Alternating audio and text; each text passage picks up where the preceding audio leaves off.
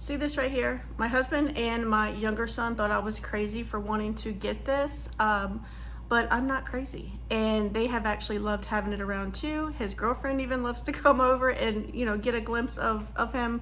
But this is my older son. He went all the way across the country to school for a few months, and I knew that I would miss him, and I wanted to be able to see him, especially when we're out here having family game night or eating dinner. Plus, it's such a conversation starter. It does come, let me show you. So it does come in pieces. Obviously, this is going to come in 3 different pieces, possibly 4, depending on how life-size you get it. And then this is going to be folded up in pieces as well. We've had this for going on 6 months, I believe.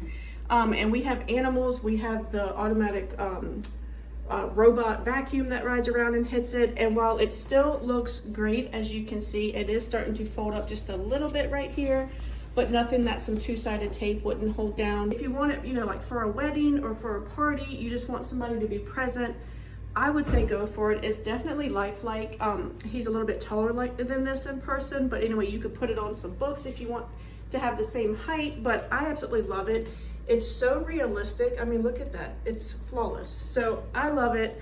It's a great thing to have around. I hope you love it too, and I hope this video helps.